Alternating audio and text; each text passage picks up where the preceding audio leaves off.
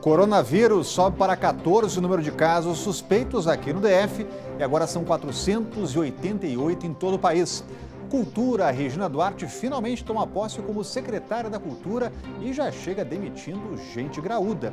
E na hora, posto do setor comercial sul passa a atender perícias médicas do INSS. Olá, eu sou Rodrigo Orengo e está começando agora o Band Cidade, primeira edição.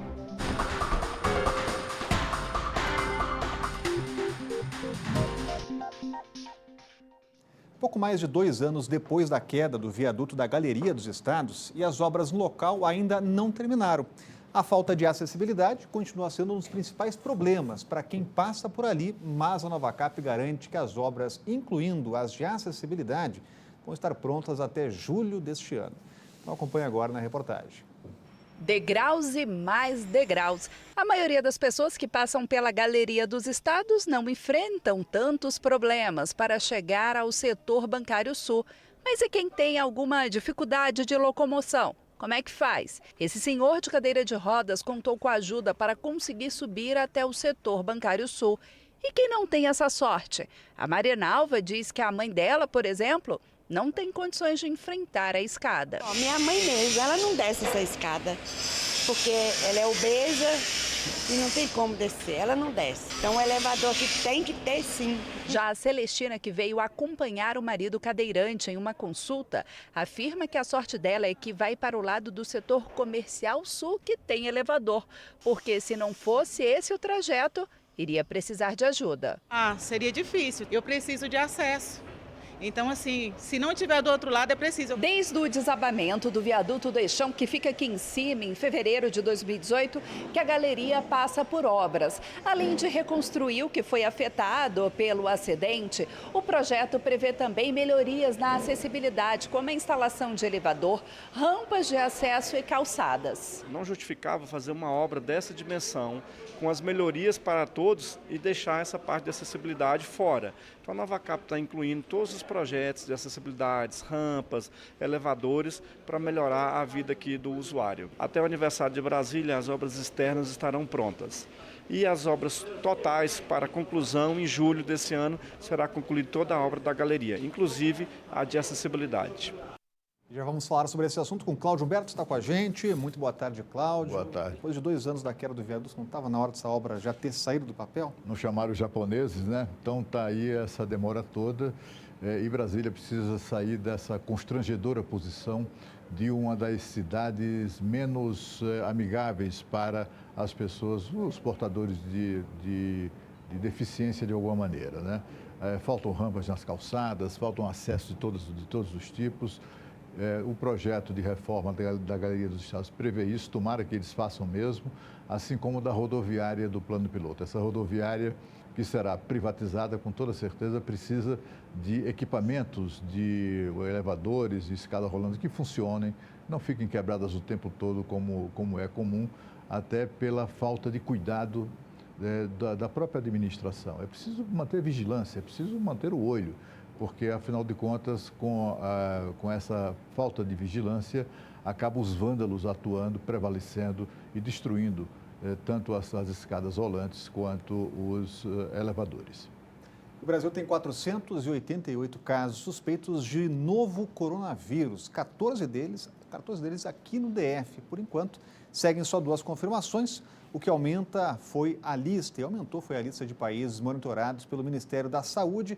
Tem novidades chegando com a Renata Dourado, já está com a gente por aqui. Quais são as últimas aí do coronavírus, hein, Renata? Boa tarde. É isso, Rodrigo. Boa tarde para você, para o Cláudio, para todos que estão aí nos acompanhando. Como você bem informou, o Brasil aumentou ali o número de países que fazem parte, portanto, dessa lista, né? Que acende um sinal de alerta para os brasileiros que forem para esses países. Então, no total, aí já são 26 países, incluindo os Estados Unidos. E com essa inclusão dos Estados Unidos, o governo brasileiro já sabe, diz que está preparado para o aumento do número de casos suspeitos, porque a gente sabe que muitos brasileiros vão para os Estados Unidos. Mas, olha, não há nenhuma recomendação para que os brasileiros deixem de fazer as suas viagens. É claro que são aquele caso que o próprio ministro já falou, né? Se tiver que fazer viagem, faça. E também, como aumentou aí o número de países, a ideia não é que os brasileiros deixem de viajar, mas, sobretudo, voltou desses países e apresentam ali os sintomas, que são sintomas de gripe normal, mas aí tem uma febre alta, uma tosse, está realmente com aqueles sintomas de gripe, né, dores no corpo, aí é importante procurar os hospitais. Mas é importante também ficar o alerta.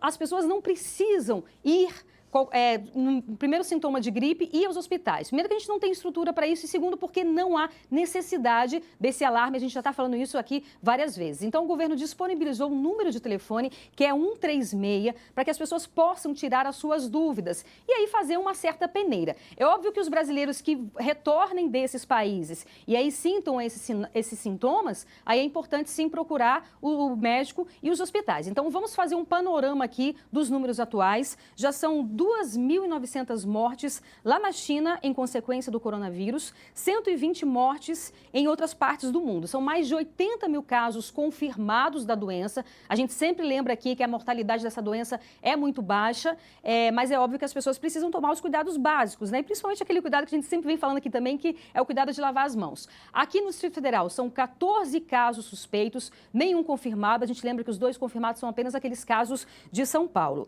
Argentina e Chile também já confirmaram os primeiros casos. E olha, Rodrigo, por mais que a gente fale aqui todos os dias, a imprensa vem falando todos os dias, o próprio governo também está com essa porta aberta, as dúvidas são muitas ainda de todo o Brasil. E nós, a nossa equipe, foi até as ruas, ouvir as principais dúvidas dos brasilienses e fomos também atrás de um especialista para sanar essas dúvidas, que é o que a gente vê agora nessa reportagem. Vamos começar com o básico.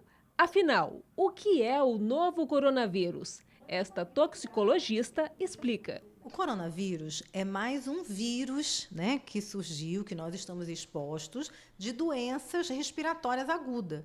Assim como nós temos o vírus influenza, né, nós temos outros vírus. Ela esclarece também que os principais sintomas do novo coronavírus são bem parecidos com os de uma gripe comum, como febre, tosse seca, coriza e dificuldades respiratórias. Por conta disso, os sintomas podem demorar alguns dias para se manifestar. Nas ruas, as dúvidas surgem a todo momento, mas nós trazemos as respostas. Meu nome é Antônio Cabral Costa. Eu queria saber qual a distância adequada que eu posso ficar perto de uma pessoa que tem esse tipo de doença. A propagação é por gotículas, né? Então, acima de 1 metro, né, 1,5 metro, né, teoricamente, fica diminuído, né, esse processo de propagação, tá? Então, a distância de 1 metro. Mas, se você tem, né, uma doença respiratória, você precisa fazer mobilização, precisa andar, precisa trabalhar, né? Então, ou tem uma suspeita, aí é o paciente que vai utilizar a máscara, tá? Ou o profissional de saúde, né, que está atendendo esse paciente para se proteger. John Eric Rodrigues Camargo. A minha profissão é de limpeza.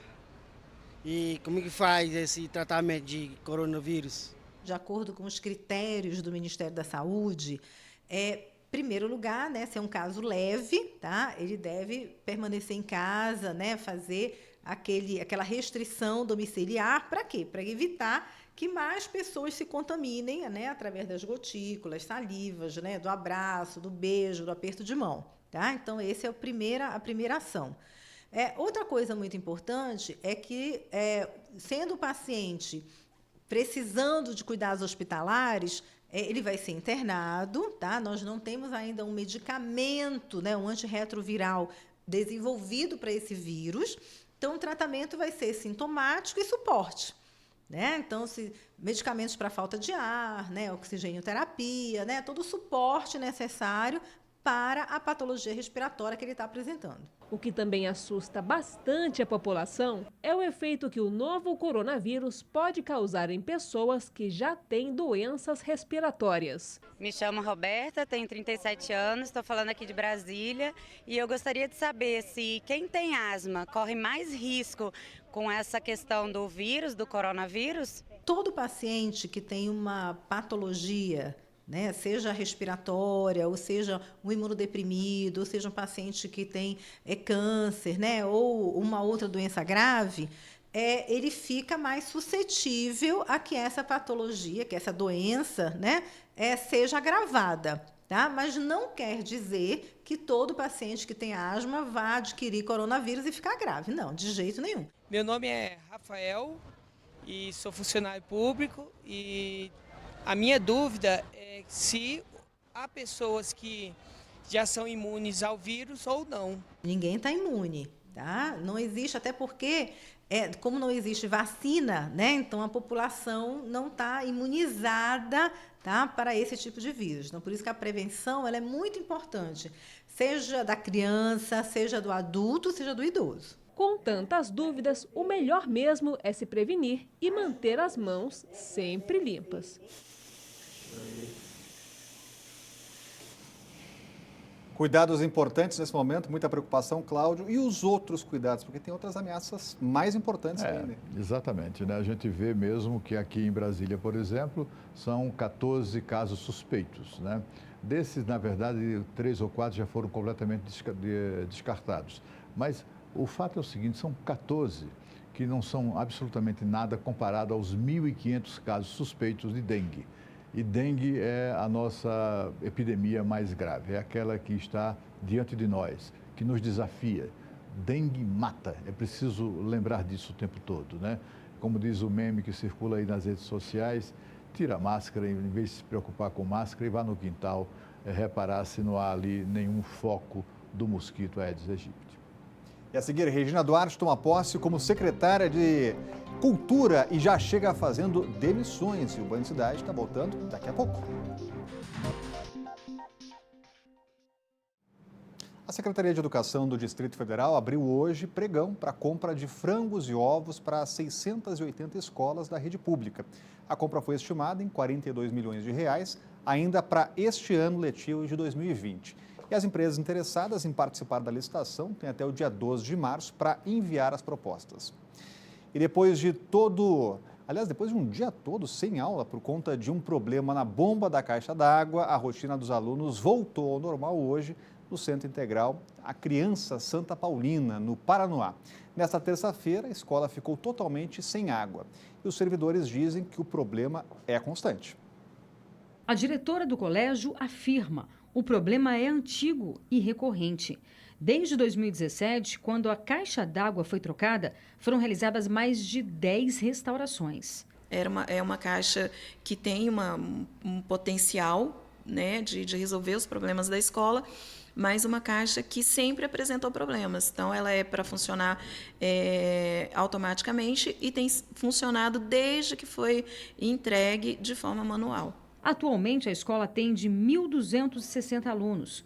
Um deles é a filha da Vanessa, que tem 5 anos. Quando as aulas são suspensas, a dor de cabeça é grande para encontrar alguém para ficar com a filha. A gente tem que procurar cuidadores ou então contar com familiares ou amigos para deixar as crianças para poder trabalhar. A caixa tem capacidade para 40 mil litros de água, mas quando ocorrem os vazamentos, a água acaba em 3 horas. Então, o que a gente precisa é que a empresa de manutenção cumpra com o contrato para qual ela foi contratada, né? Que ela faça aquilo que estava no contrato, que é entregar a caixa d'água funcionando perfeitamente 100%. Em nota, a Secretaria de Educação informou que o dia perdido de aula será reposto no sábado. Além disso, as bombas queimadas foram consertadas na terça e o fornecimento está restabelecido. E após 1 mês e meio de reuniões e acertos, a atriz Regina Duarte tomou posse hoje como secretária de Cultura. O cargo tem status de ministérios e ela já chegou demitindo. A gente volta a falar ao vivo com a Renata Dourado, está com a gente por aqui. Como é que foi essa posse da Regina Duarte, hein, Renata? Bastante concorrida, viu, Rodrigo? Ficou cheio ali o salão do Palácio do Planalto. É isso, como você bem disse, ela já chega com polêmica. A gente está acompanhando essa novela, né? Digamos assim. Como o próprio presidente Bolsonaro disse, primeiro começou com um flerte.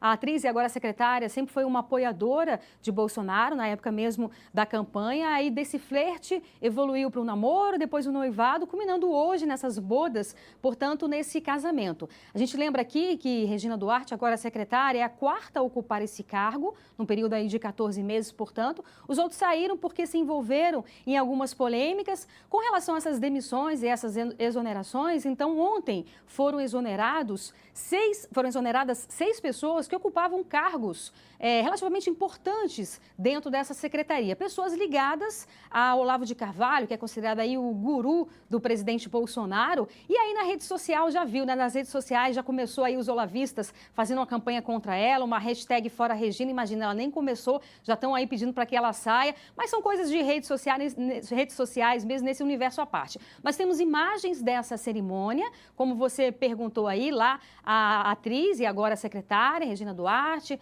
a primeira-dama também participou. Ela fez um discurso, falou sobre a importância da cultura para o país como um todo, com relação, inclusive, a questões da própria identidade ali de um povo, né? E ela vai ter um grande desafio, Rodrigo, que é tentar apaziguar os ânimos aí, essa relação conturbada desde sempre entre a classe artística, os artistas e o próprio governo, sobretudo o presidente Bolsonaro. Então, troca de farpas aí dos dois lados sempre aconteceu, continua acontecendo. Então, ela vai ter esse desafio. Ela disse mesmo que veio para pacificar. Ela vem com esse projeto, com essa proposta de pacificação. A gente lembra que o convite foi feito no dia 17 de janeiro. Então, hoje, portanto, a atriz e agora a secretária Regina Duarte assumindo efetivamente de vez a Secretaria Especial da Cultura. Rodrigo. Obrigado, Renata. A secretaria ligada ao Ministério do Turismo, Cláudio Humberto, como Regina Duarte, com toda a experiência que tem, vai lidar com esse fogo amigo aí de início, de rede social, essa discussão. Eu tenho a impressão que disso aí, enfim, os aliados dela se encarregam, né?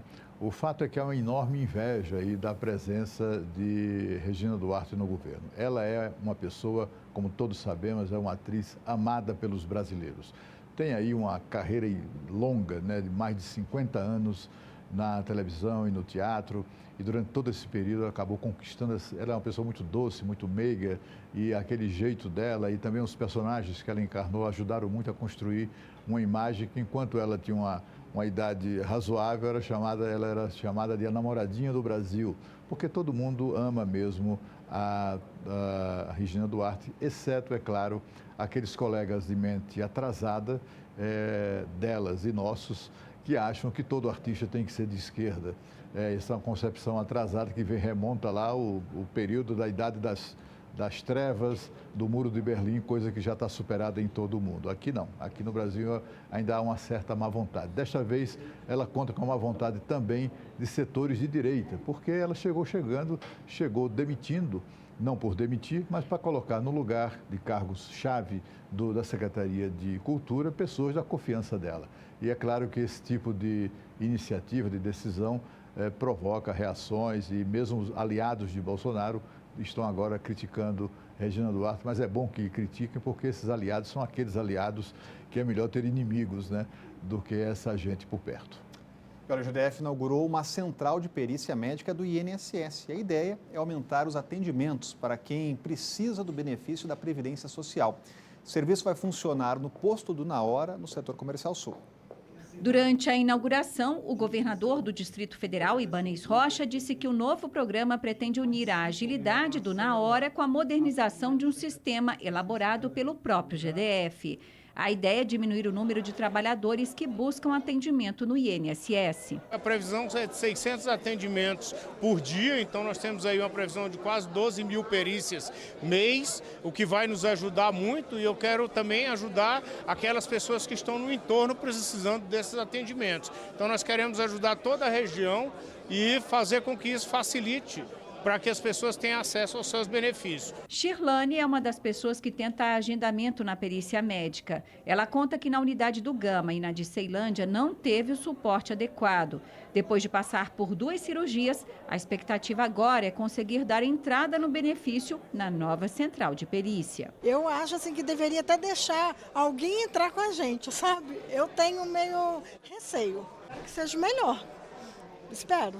O novo modelo foi criado a partir de uma parceria entre o GDF, por meio da Secretaria de Justiça e da Secretaria de Economia, com o governo federal. A ideia é simplificar, é dar um conforto maior para a população. As instalações aqui são todas novas um número grande de médicos atuando em conjunto para ver se consegue diminuir a fila que existe hoje com relação ao INSS. Além de gerar economia, a central de atendimento vai reduzir os custos de segurança, de limpeza e do setor administrativo. O local conta com 24 consultórios e vai funcionar de segunda a sexta-feira, das 7 da manhã às 7 da noite. A nossa expectativa aqui é, assim que toda a unidade estiver composta pelos médicos, né, são 24 consultórios, é de fazer até 600 atendimentos dia. Então, com isso daí, a gente tem certeza que as pessoas que necessitam de qualquer tipo de perícia, elas vão conseguir ser atendidas aqui. Cláudio Humberto, agora dá para acreditar que as pessoas que sofrem nas filas do INSS vão ser pelo menos atendidas? Eu acho que sim, sem dúvida nenhuma. Essa é uma das melhores iniciativas do governo do Distrito Federal. Inclusive, o governador Ibanez Rocha está trazendo para o colo dele um problema que é federal, né? A questão da perícia é uma questão do INSS. Mas ele, sabendo como ele sabe mesmo, todos temos conhecimento das dificuldades imensas que os brasileiros, os trabalhadores deste país têm com a perícia médica, inclusive, são tantos, os maus tratos chegaram ao ponto que os médicos peritos passaram a ser, inclusive, alvos de violência, uma coisa inaceitável aqui neste país. O governador Ibanez trouxe esse problema de Brasília para ele resolver, para que o governo resolvesse. E aí, o secretário de Justiça e Cidadania, Gustavo Rocha, desenvolveu esse projeto, que é um projeto muito bom e é um projeto piloto, exemplo para o Brasil todo, que será o do Na Hora Perícia Médica. E com isso vai destravar muitos, porque afinal de contas, embora seja um problema federal, né, o da perícia médica do INSS, os trabalhadores são locais, né? É gente que vive aqui, que trabalha aqui e que, portanto, merece do poder público todo o amparo possível. E agora a Renata Dourado volta com mais um recado para você. Você está pensando em morar, investir e produzir em terrenos e lotes com toda a segurança? Então eu tenho uma boa notícia. A TerraCap é para você e também é para todo o DF. Sabe por quê? Porque todos os meses a TerraCap coloca à venda centenas de lotes regularizados em todas as regiões administrativas do Distrito Federal.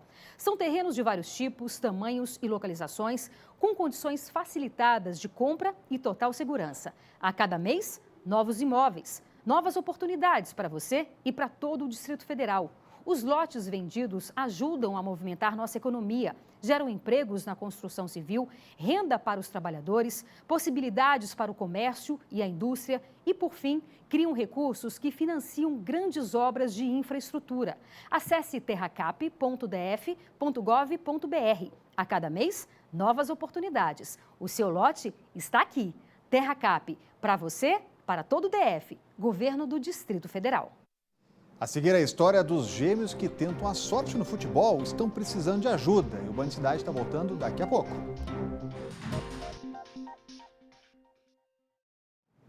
Uma mulher de 33 anos foi encontrada morta na tarde de ontem. O corpo estava em um matagal próximo à BR-060, no Recanto das Emas. A vítima estava com um corte na cabeça e o suspeito, que era namorado da mulher, foi preso em flagrante depois que um teste do Instituto de Criminalística encontrou sangue humano nas roupas dele.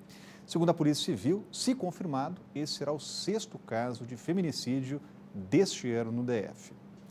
E olha, ser jogador de futebol profissional é um sonho para muitos garotos. Com os gêmeos Pedro, Felipe e Arthur, não é diferente. Eles jogam futsal e futebol de campo desde os 5 anos de idade. E hoje, com 11 anos, eles tentam participar de um importante campeonato em Aparecida de Goiânia.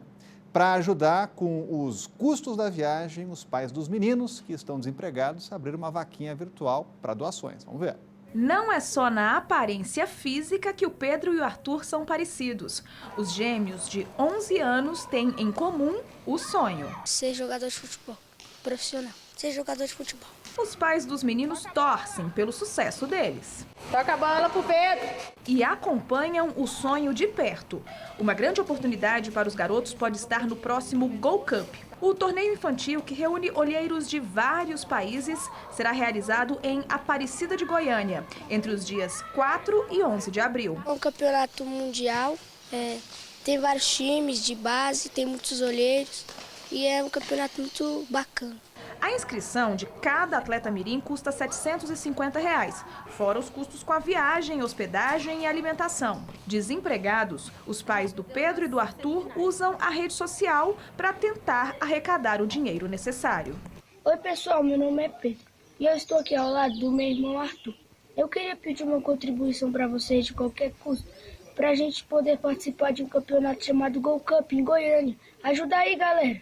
Ajuda aí! Eu e meu esposo estamos desempregados, eu resolvi tentar conseguir alguma coisa, né, nas redes sociais, e a gente fez esse vídeo postando para ver se consegue alguma coisa para poder levá-los. Eu quero pedir a ajuda de todos para eu e meu irmão participar desse campeonato importante e que eu possa passar em uma base e ser jogador de futebol. Quem quiser ajudar o Pedro Felipe e o Arthur, basta ligar para Ana Paula, mãe deles, no telefone 992 19 1400, está aparecendo aqui na sua tela. Por falar em telefone, convidar você a participar aqui também do nosso WhatsApp, mande sua mensagem, seu vídeo, sua denúncia, que a gente, claro, vai correr atrás do WhatsApp do Band Cidade. Anote aí nosso número, que é o 99976-9204. O Band Cidade, primeira edição, vai ficando por aqui.